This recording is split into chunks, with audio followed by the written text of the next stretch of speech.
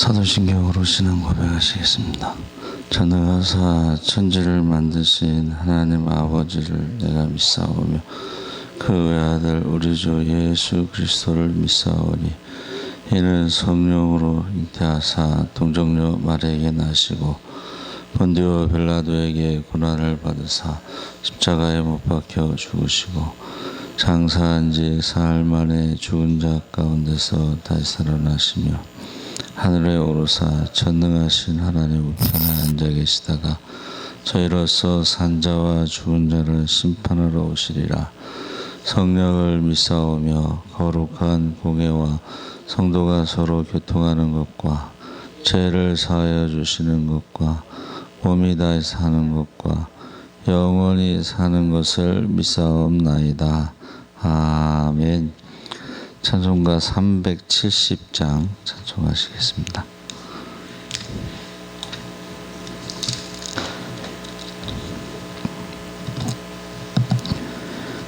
(370장) 1절 찬양하시겠습니다.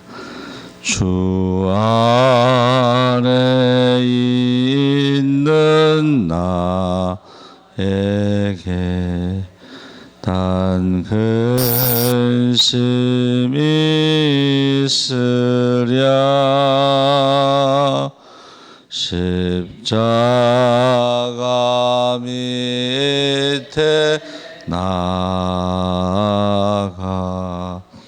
내 짐을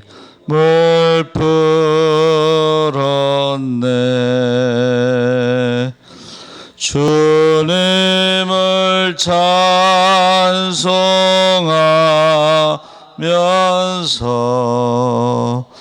할렐루야 할렐루야. 내 앞길 멀고 험해도 나 주님만 따라가리. 아멘. 하나님 말씀은 베드로전서 2장 4절에서 10절까지 말씀을 보겠습니다. 378쪽에 있습니다.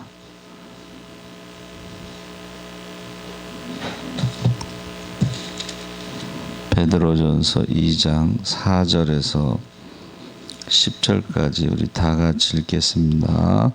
사람에게는 버림바가 되었으나 하나님께는 택하심을 입은 보배로운 산돌이신 예수께 나아가 너희도 산돌같이 신령한 집으로 세워지고 예수 그리스도로 말미암아 하나님이 기쁘게 받으실 신령한 제사를 드릴 거룩한 제사장이 될지니라. 성경에 기록되었으되 보라 내가 택한 보배로운 모퉁이 돌을 시온에 두노니 그를 믿는 자는 부끄러움을 당하지 아니하리라 하였으니 그러므로 믿는 너희에게는 보배이나 믿지 아니하는 자에게는 건축자들이 버린 그 돌이 모퉁이의 머릿돌이 되고 또한 부딪히는 돌과 걸려 넘어지게 하는 바위가 되었다 하였느니라. 그들이 말씀을 순종하지 아니함으로 넘어지나니 이는 그들을 이렇게 정하신 것이라. 그러나 너희는 택하신 족속이요 왕같은 제사장들이요 거룩한 나라요 그의 소유가 된 백성이니 이는 너희를 어두운 데서 불러내어 그의 기이한 빛에 들어가게 하신 이의 아름다운 덕을 선포하게 하려 하심이라. 너희는 전에는 백성이 아니더니 이제는 하나님의 백성이요 전에는 국류를 얻지 못하였더니 이제는 국류를 얻은 자니라. 아멘. 할렐루야. 네, 좋은 아침입니다. 잘 오셨습니다. 감사합니다. 말씀의 제목은 그리스도인의 신분. 소크라테스가 너 자신을 알라고 한 것은 그 신전 앞에 너는 신이 아니니 죽는다라는 것을 아는 것입니다. 그래서 우리가 살면서 내가 누구인지, 내가 어떤 존재인지를 아는 것은 매우 중요합니다. 그래서 가장 무서운 병이 치매라고 그래요. 내가 누구인지 모르고, 그래서 모든 관계가 끊어지는 거죠. 그래서 우리 이수영 장로님 어머니가 90이 넘으셨을 때 치매가 오셨어요. 근데 아들은 기억해요. 아들은 기억하고 또 딸 하나를 기억하는데 용돈을 많이 주는 딸을 기억해요. 부모님들에게 용돈을 좀 많이 드리시기 바랍니다. 그래서 기억 상실증에 걸리면 자신이 누구인지, 자신이 지금까지 생활한 곳이 어딘지, 자신의 부모가 누구인지 아무것도 모르고, 우리 친구 부인이 이제 단기 기억 상실증이라고 그래서 해마에 무슨 문제가 있다. 그래서 여러분 그 요즘 광고 나오는 것 중에 인지질이라는 것이 계속 광고 나오는데 그게 기억에 관련된 것들이라고 말하고 있습니다.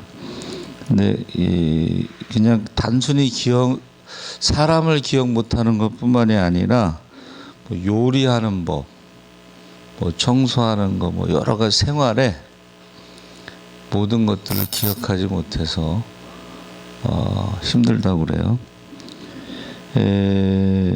수십 년 전에 유명했던 영화 중에 소피아 로렌이 주연한 해바라기라는 영화를 기억하시는 분이 계실 것입니다. 거기에 전쟁에 참여했던 남편이 기억상실증에 걸려서 자신이 결혼을 해서 아내가 있었다는 것을 잊어버리고 결혼을 하는 거예요.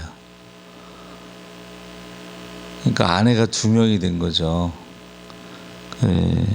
그래서 이게 영화 이야기 같지만 현실에서도 이런 일이 일어날 수가 있는데, 오늘날 많은 사람들이 기억 상실증에 걸린 사람처럼 자신이 어떤 사람인지 모르고 살아갑니다. 이게 참 불행한 일이에요. 너는 누구냐? 했을 때에 나는 누구다. 보통 정체성이라고도 하는데, 내가 누구인지는요, 사람들과의 관계에서 내가 누구인지를 알 수가 있는데,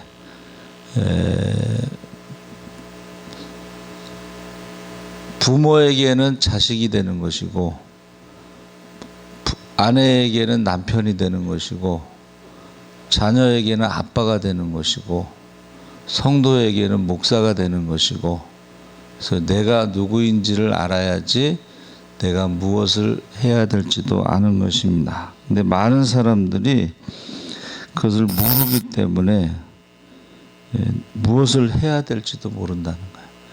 특히 그 청소년들 있잖아요. 중딩, 중학생이 무서워서 김정은이 내려오지 못한다는 말이 있어요. 이 청소년 시기가 바로 내가 누구인지를 모르는 정체성의 혼란, 또는 내가 누구인지를 찾아가는 시기, 사춘기가 되는 거죠. 또 뇌가 자라는 과정에서 막 반항하고 뭐 이렇게 한다는 거예요. 그러니까 그것을 기다려줘라. 성장하고 있는 과정이다. 그래서 지금 학생들이 와서 막 새로운 학생들이 와가지고 막 전도건빵 가지고 막 장난치고 막, 그래서 제가 어제 일찍 와서 이제 그 정리하고 아이들을 돌려보냈는데, 어떻게 해야 될까? 근데 그 전에요,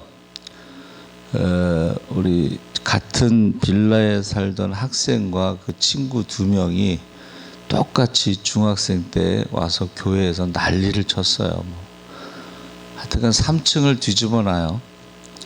그래서 그 그 친구들 2명, 난리치는 친구들 2명은 이제 교회 오지 말라고 그러고 너만 와라 그랬더니 3명 다 안 왔어요.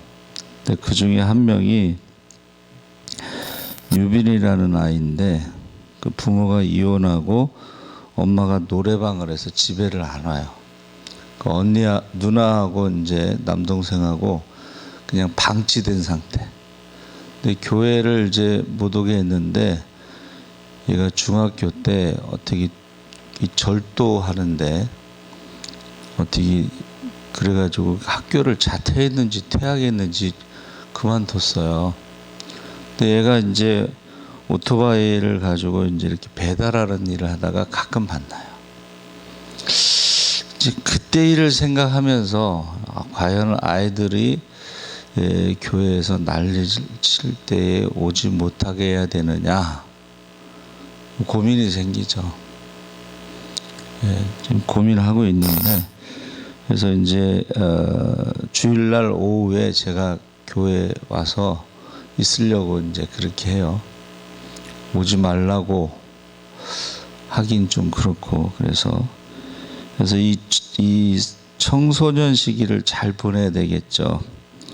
그래서 지금 베드로도 완전한 사람이 아니었죠. 성격이 급하고 불리하면 비겁하게 도망가는 그런 모습이지만 그가 마지막에 베드로서를 쓰면서 그리스도인은 신령한 집으로 세워져가는 산돌이다.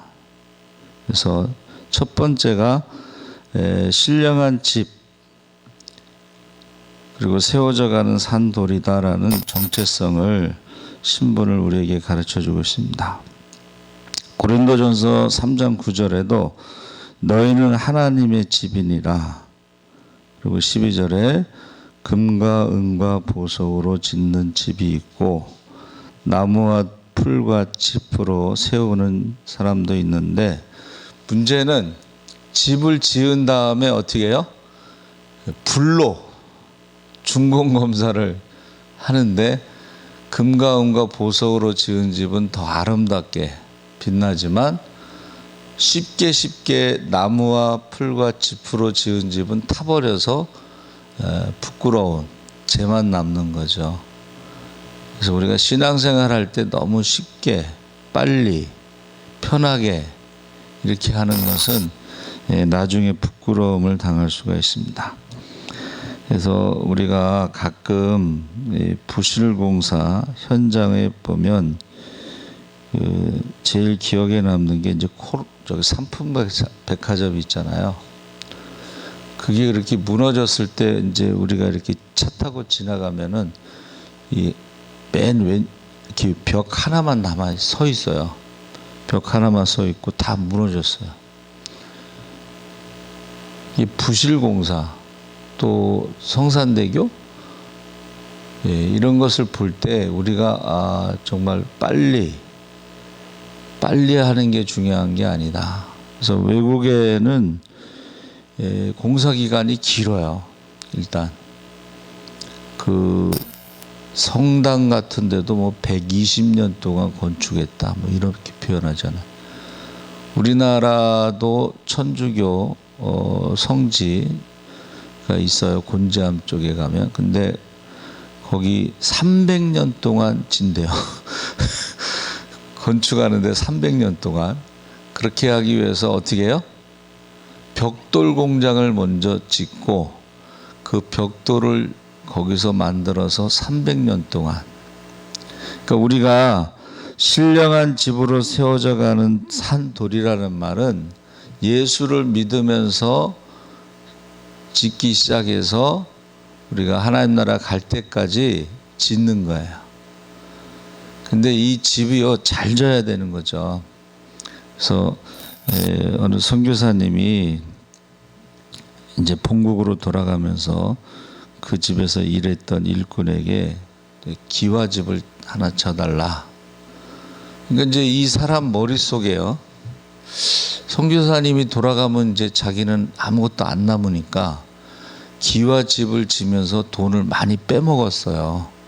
그래가지고 기와집을 엉터리로 지은 거예요. 근데 선교사님이 가면서 그동안 수고했다 그러면서 그 집을 주고 간 거예요. 그러니까는 그 집에서 살면서 평생 후회를 했다 뭐 그런 말이 있어요. 여러분, 저와 여러분이 믿음의 집을 짓고 그 집에서 살지 못하더라도 우리의 자손들이 그 믿음의 집에서 살 수가 있어요. 할렐루야. 그러니까는 내가 살지 않더라도 양심적으로 잘 져야 돼, 안전하게. 그렇죠? 그래서 얼마 전에도 산불이 났을 때요, 좀 시멘트로 잘 지은 집은 괜찮았어요. 근데 시골집이 꼭 그렇게 짓는 건 아니잖아요. 그렇죠? 그래서 다 타버린 집들도 있고, 그래서 우리가 신령한 집으로 세워져가는 집이다. 그래서 어떤 분은 우리가 건물을 짓다가요, 부도가 나면은 그냥 방치된 채 뼈대만 남아있는 집이 있어요. 그렇죠? 가끔 차 타고 가다 보면 시골 같은 데도 이 건물이 올라가다가 딱 멈춘 상태.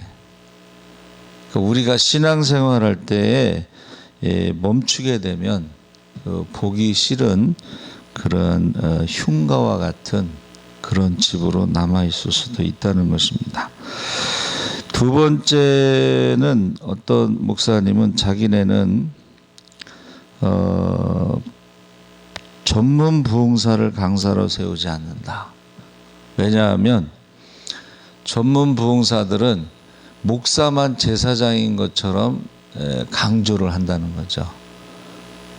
그런데 사실은 우리가 종교개혁의 첫 번째가 뭐냐면 교황제도에 반대하면서 만인 제사장론을 주장했다. 그러니까 목사도 왕 같은 제사장이지만 우리 성도들도 왕 같은 제사장이다. 그 제사장의 특징이 이제 중보기도 하는 건데 우리 모두가 직접 하나님 앞에 가서 기도할 수가 있죠. 그래서 예수님이 돌아가셨을 때에 휘장이 갈라졌는데 그 휘장은 예수님의 육체라 그랬습니다.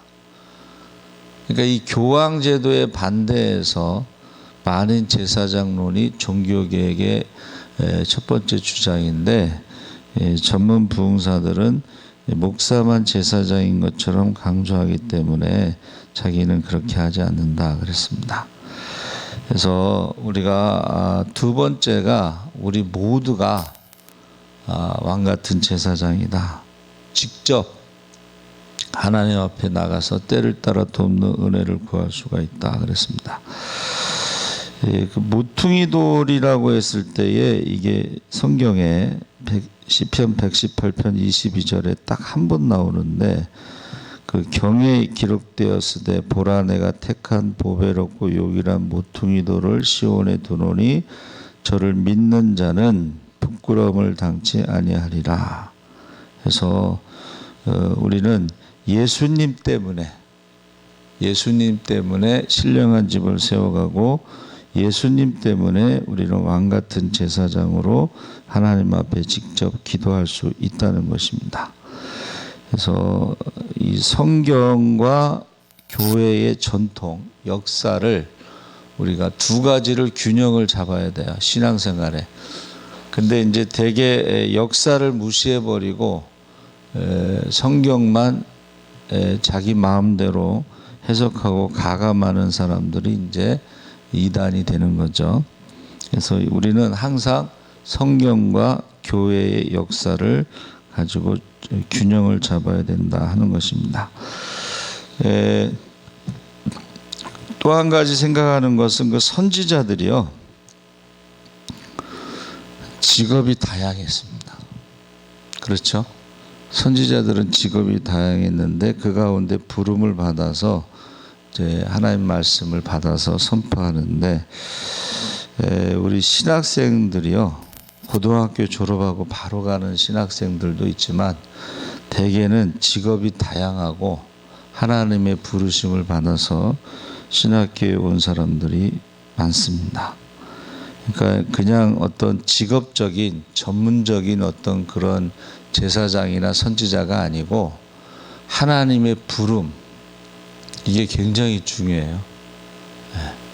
하나님이 내가 무엇을 하든지 그것을 멈추고 하나님이 부르실 때, 그래서 성경을 암송하는 목사님이 세미나를 한번 했어요. 성경을 얼마나 많이 읽고 암송을 해요. 창세기 1장서부터 계시록까지. 이제 장별로 암송을 해요. 장별. 창세기 1장 뭐 창조, 2장 뭐 타락 뭐 이런 식으로 얼마나 성경을 많이 읽었는지 집사 때 그 담임 목사님이 이제 전도사님들이 오면 전도사님들한테 성경을 가르치라고 시킨대요. 그리고 이제 현대자동차에서 판매왕이 됐는데 어느 날 하나님이 부르신 거예요. 신학교 가라. 근데 현대자동차 세일즈 왕으로 연봉이 얼만데 좀 못 갑니다. 그런데 하나님이 너 신학교 가라. 세 번째 딱 거절하니까는 내가 정령 죽으리라. 그래서 그거 포기하고 이제 신학교 가서 이제 목회를 하면서 그 성경 그 암송 세미나 그런 걸 이제 하시더라고요. 그래서 우리가 이게 그냥 배워서 하는 직업적인 것이 아니라 하나님의 부름에 의해서 선지자 또는 제사장으로서 역할을 하는 거죠. 그래서 저와 여러분을 어떻게 했다는 거예요? 하나님이 부르셨다는 거예요. 왕 같은 제사장으로 부르셨다는 거예요.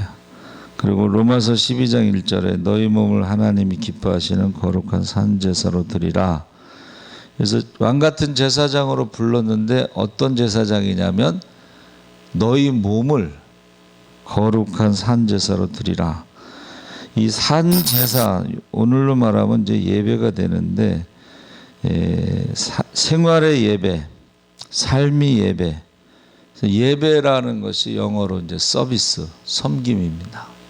그러니까 우리를 부르신 목적은 삶이 예배가 되기 위해서, 삶이 섬김의 예배를 드리기 위해서 우리를 부르셨다. 그래서 우리가 누구인가를 알아야지 무엇을 하는 것을 알 수가 있다는 거죠.